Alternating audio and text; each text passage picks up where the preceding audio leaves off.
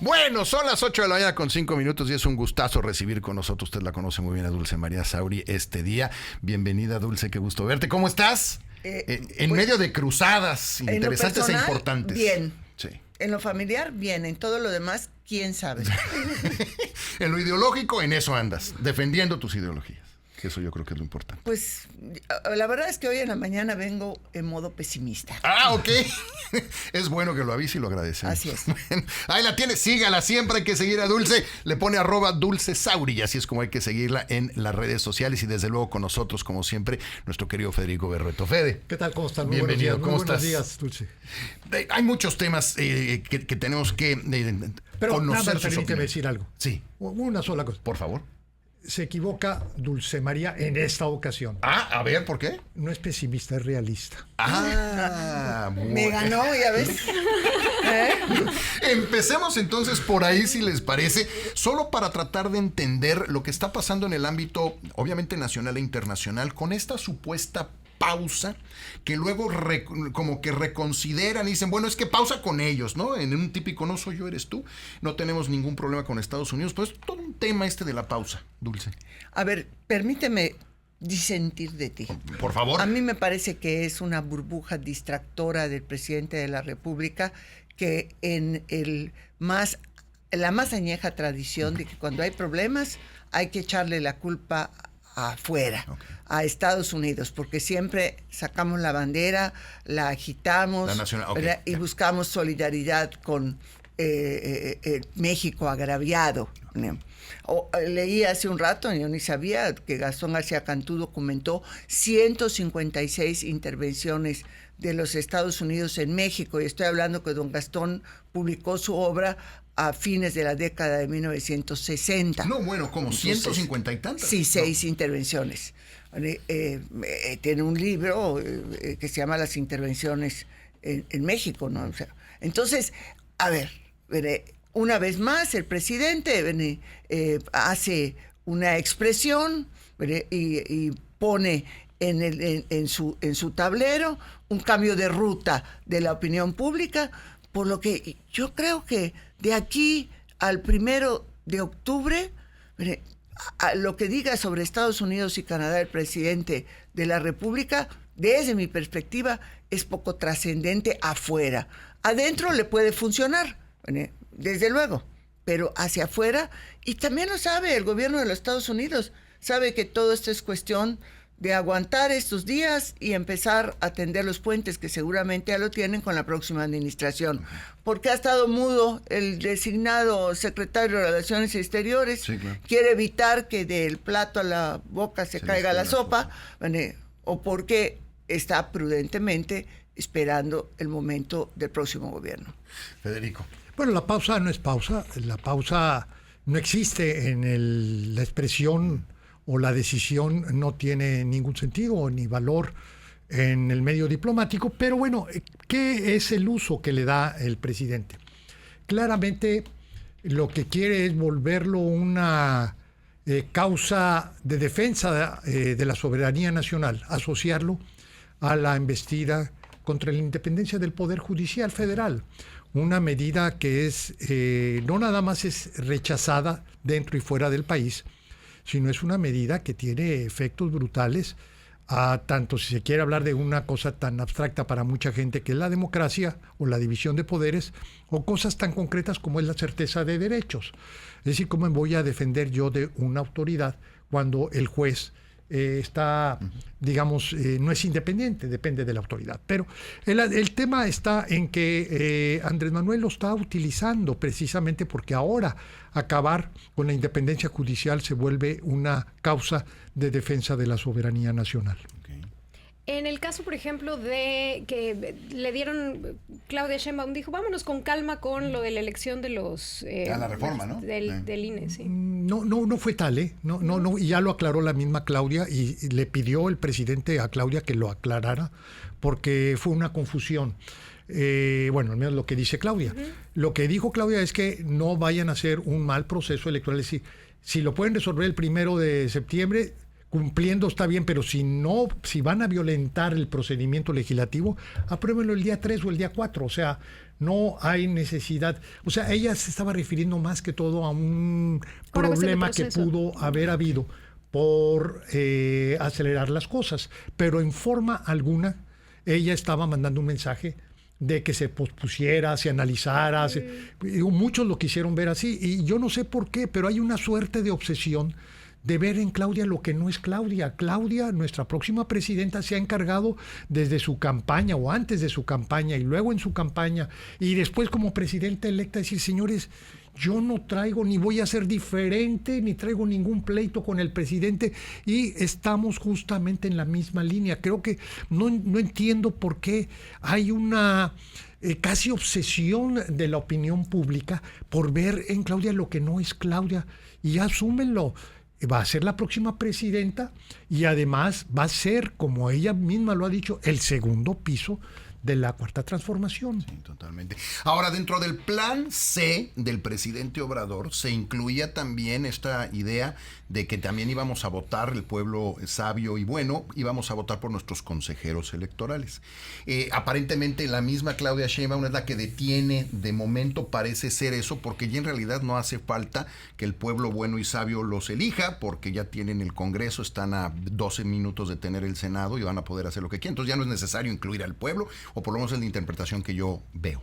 Bueno, de hecho, la expresión de Claudia Sheinbaum sobre apausar o acompasar, hablaba, cuando yo lo escuché, así lo entendí, de la reforma electoral, porque en ese paquete de 18 iniciativas de reforma constitucional que presentó el presidente López Obrador el 5 de febrero pasado, estaba la reforma electoral. Sí. Y en la reforma electoral estaba el tema de la integración del Instituto Nacional Electoral, consejeras y consejeros, pero algo muy, muy complejo, que es la eliminación de la representación proporcional.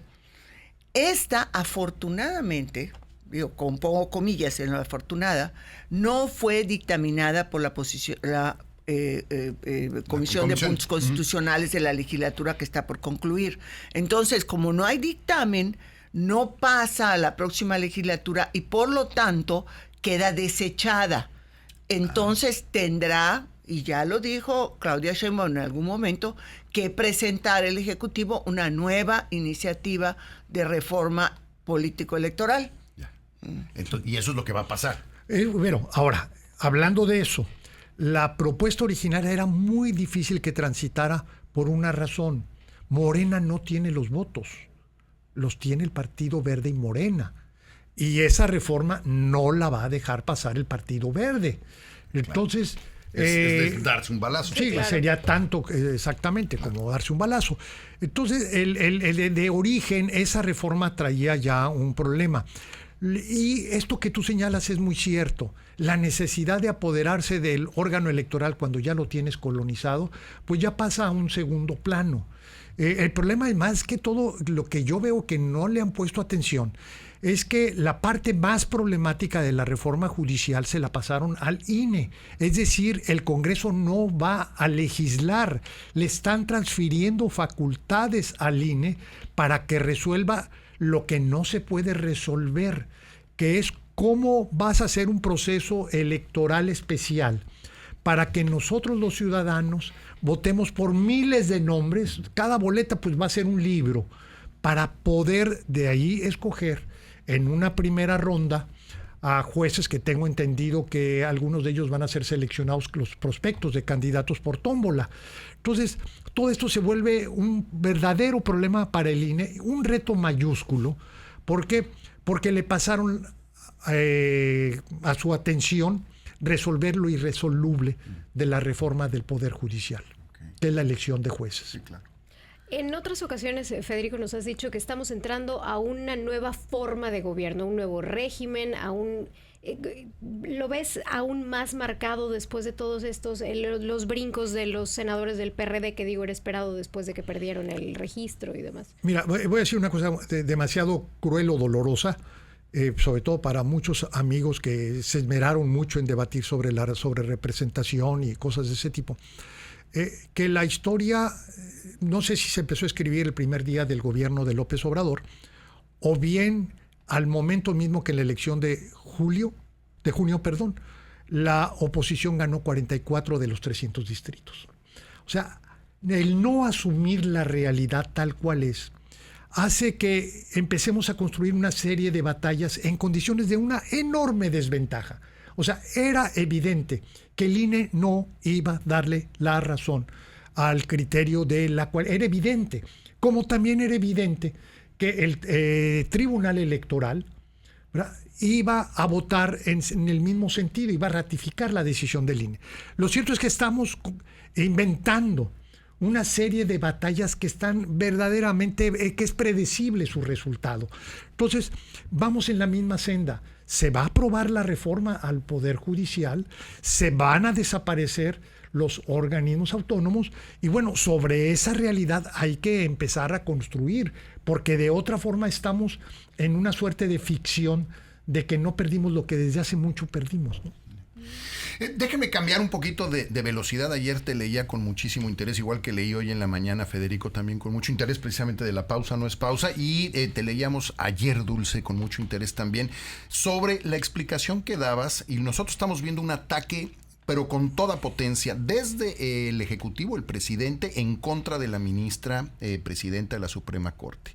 Ellos aceptan un tema que tiene que ver electoral y entonces nos están haciendo creer que uno no se tiene por qué meter en lo electoral, la Suprema Corte de Justicia, y ese es el argumento que está utilizando el presidente, pero resulta que no es del todo cierto. Absolutamente. O sea, realmente el recurso que interpuso Acción Nacional fue para que la Corte resolviera una contradicción de criterios.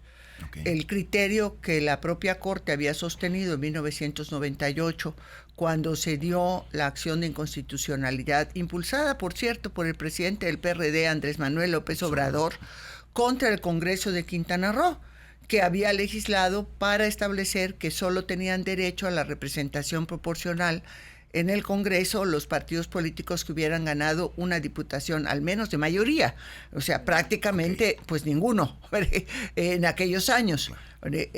Y la Corte unánimemente, los 11 ministros y la ministra, que por cierto, Olga Sánchez Cordero fue la autora del proyecto, el proyecto que se discutió y que defendió la pluralidad y la diversidad de la representación popular, y la otra, vamos a decir, criterio es el que ha tenido la Sala Superior del Tribunal Electoral en la asignación de la representación proporcional de 2018, por decir el específico que buscaron controvertir. Y esto el ministro Sánchez Alcántara, ya confieso que yo soy de las que se niegan a aceptar lo que es irremediable, ¿no? Por eso escribí que los 3 días de la Corte, no, pues ni 24 horas y palo. Pero el ministro Sánchez Alcántara dijo algo que ya en este contexto, pues la verdad es que ya lo tomo como poco trascendente. Dijo, me voy a tomar el tiempo para resolver si la Corte puede introducir la contradicción de criterios, ¿verdad?, y desarrollar un proyecto para mis pares. En este contexto, la verdad es que es absolutamente irrelevante lo que diga la Corte de aquí al 30 de noviembre. Okay. ¿Por qué el 30 de noviembre? Porque ese día concluye la función del ministro Aguilar, don Luis Aguilar, paisano yucateco, por cierto. Ese día mandará la presidenta, todavía en el marco de la actual estructura Corte, legal, mandará la propuesta para que la vote el Senado. Puede ser quien sea. O sea, ya mejor ya ni me preocupo. Sí, Lenia va 3-2. Bueno, a ver, vuelve mi oreja de optimismo siempre. Caray, sale. Pero sí es cierto.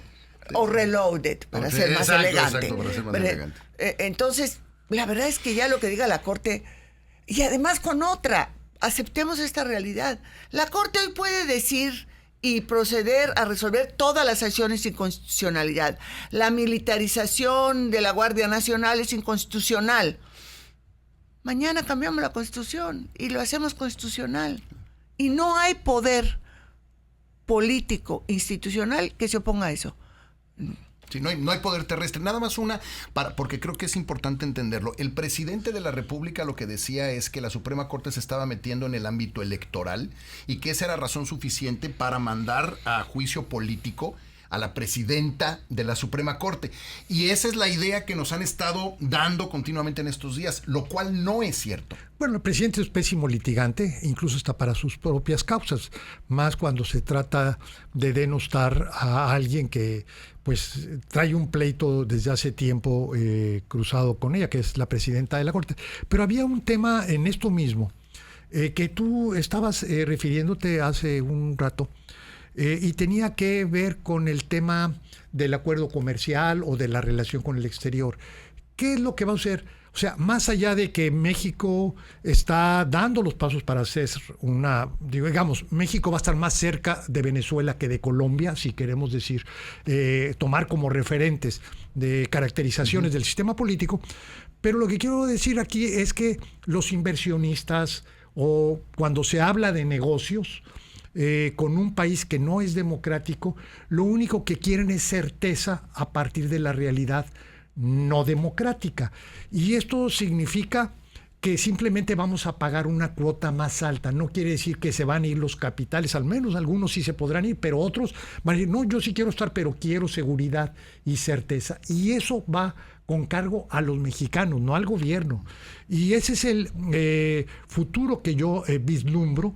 Y es un futuro muy, muy ingrato porque las condiciones de estabilidad y de certeza que vivimos, o de relativa certeza, con el gobierno de López Obrador, yo veo que no las vamos a tener en el próximo gobierno. ¿Y eso en qué se traduce? Se traduce en que no tienes esa discrecionalidad en el manejo presupuestal que de una u otra forma va a afectar las condiciones del consenso. Es muy fácil tener un alto consenso o aceptación cuando regalas dinero a montones. Cuando empiezas a quitar dinero, cuando regresa la inflación, cuando tienes un tipo de cambio que también impacta la inflación y la confianza, estás en una realidad que otros habíamos considerado superada desde hace mucho tiempo, y ese es el México que se está perfilando.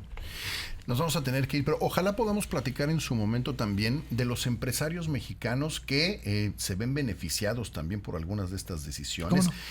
Tengo la impresión de que por un lado veíamos a un presidente muy ácido, muy crítico con los empresarios, pero también veo que muchísimos empresarios se vieron beneficiados por muchas cosas de la actual administración. Tengo esa impresión de que hay ahí cierto engaño, pero si quieren lo dejamos para la próxima, ¿no? Porque no somos empresarios. ¿Qué ibas a decir algo, Dulce? No, sí iba a decir, ¿verdad? Que, a ver, a mí no me extraña en absoluto. Los empresarios siempre buscan y defienden su interés. Claro. Y mientras más poderosos son, más cerca están de la fuente del poder presidencial. En esta administración y antes. O sea, creo que hay una sola excepción, pero lo platicaremos después. Sí, porque ellos no quieren, me imagino que no quieren al IFT, pero bueno, hay muchas, a la COFES y todo eso no deben ser muy amigos los empresarios. Pero bueno, ahí lo tienes. Dulce María Sauri, usted la conoce muy bien. Por favor, sígala, le pone @DulceSauri en las redes sociales, y Federico Berrueto también, igual, le pone @Berrueto, y hay que leerlos y seguirlos. De verdad, es una recomendación de todo corazón todos los días, porque con ellos lo único que pasa es que uno aprende. Muchísimas gracias. Gracias a ustedes. Fede. ¿Vamos a un corte?